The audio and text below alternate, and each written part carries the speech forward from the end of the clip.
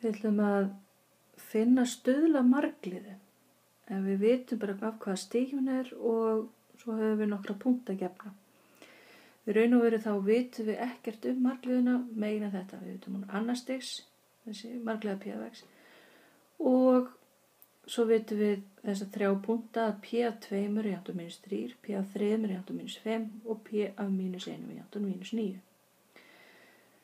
Lausnin á þessu liggur svona að við búum okkur raun og veru til þessa margliðu P af x. Fyrst við vitum hún annars stigs, þá vitum við að það ekki 3. veldi á x eða 4. veldi neitt. Svoleiðis hæsta veldi á x er 2. Og þá gæti P af x litið svona út. Við vitum sem sagt að það er x í öðru veldi, en við vitum ekki hvað eru mörg x í öðru. Þannig að við búum okkur til breytu sem við kallum bara a og er þá stöðullin við x í öðru. Síðan vitum við ekki hvort að x í fyrsta veldi kemur inn í margliðuna, en við búum okkur til breytuna b til þess að tákna stöðullin við x og síðan breytuna c til að tákna fastan. Og ef að b og c til dæmis eru 0, þá erum við bara með x í öðru. En við getum síðan nýtt okkur það að til dæmis p af 2 er jafnt á -3 til að finna út hvað a, b og c er. Við vitum sem sagt að p af 2 er jafnt á -3. Þannig að við setjum 2 inn í staðin fyrir x í p af x. Og þá fáum við þetta að a sinnum 2 í öðru pluss b sinnum 2 pluss c eru jafnt á -3. Og við getum einfaldað þessa jöfnu og fengið að -3 er jafnt á 4a pluss 2b pluss c. Næst skulum við finna hérna næsta gildi. P af 3 er jafnt á -5. Köllum þessa jöfnu bara númer 1 og förum yfir í næstu. P af 3 er jafnt á -5 og það er a sinni 3 í öðru pluss b sinni 3 pluss c. Sem settum bara 3 inn í staðinn fyrir x.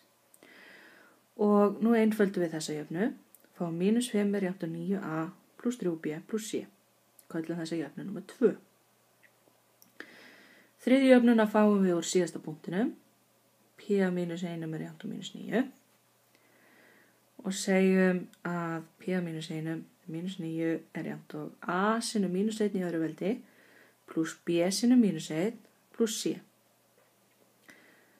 Þannig að -9 er jafnt á a minus b pluss c.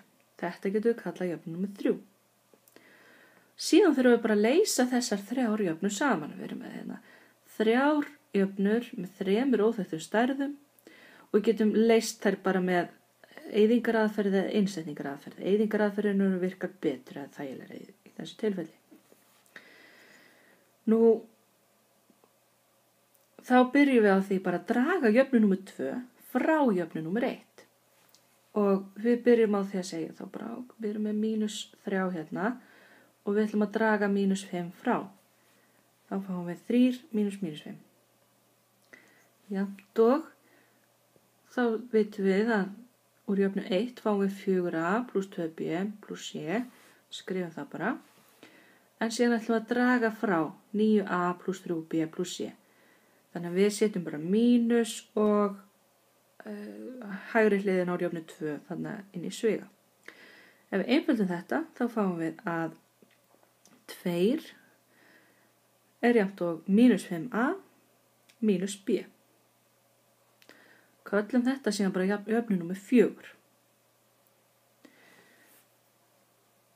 Næst skulum við reyna að eyða c aftur út úr ykkur öðru pari og við getum til dæmis gert jafna númer 1 mínus jafna númer 3. Gerum við þetta með sama hætti, nema nú gerum við -3 minus -9. Og eins fyrir hægri hliðina. Fyrst kemur hægri hliðin úr jöfnu númer 1 og svo drögum við hægri hliðin úr jöfnu númer 3 frá. Ef við einföldum þetta, fáum við 6 á vinstri hlið og 3a pluss 3b á hægri hlið. Og við getum einfaldað þetta jafnvel meira með því að deila í alla liði með 3 og þá fáum við 2 er jafnt á a pluss b. Köllum þetta bara jöfnu númer 5. Þá erum við komið með 2 jöfnur með 2 óþekktum stærðum, semst jöfnunúmer 4 og jöfnunúmer 5. Og við leysum þær síðan bara saman. Og við sjáum til dæmis að hér erum við með mínus b og hér erum við með plus b, þannig að við getum lagt þessar 2 jöfnur saman og þá eigum við bara eftir a. Tökum semst jöfnu númer 4 og leggjum jöfnu númer 5 við. Þá fáum við á vinstri hlið 2 plus 2 og hægri hlið kemur mínus 5a mínus b plus a plus b. Sem gefur okkur að 4 er jafnt á mínus 4a. Þannig að a hlýtur að vera mínus 1. Og þá þurfum við bara að rekja okkur tilbaka. Við getum tekið þessa niðurstöðu, a er jafnt á mínus 1 og sett inn í jöfnu 4 eða 5. Tökum til dæmis bara jöfnu 5. Þá fáum við að áðan fengum við að 2 er jafnt á a plus b. Nú vitum við að a er mínus 1. Þannig að við setjum það hér. 2 er jafnt á a sem er mínus 1 plus b. Sem gefur okkur að b er jafnt á 3. Svo getum við gripið einhverja af fyrstu jöfnunum, til dæmis bara jöfnu númer 3. Nú vitum við að a er mínus 1 og b er 3, þannig að við notum þessa hérna jöfnu og segjum a er jafnt á mínus 1 og b er jafnt á 3 og setjum það bara inn. Þannig að mínus 9 er jafnt á mínus 1, mínus 3 plus c. Þetta gefur okkur c er jafnt á mínus 5. Þannig að nú erum við búin að finna a, b og c og eigum bara eftir að setja þetta inn í upphaflegu jöfnuna. P af x er þá jafnt á mínus x í öðru, sem sagt mínus 1 sinni x í öðru, pluss 3 sinnum x, það var b, mínus 5, sem er c. Þar með erum við komið loka svar.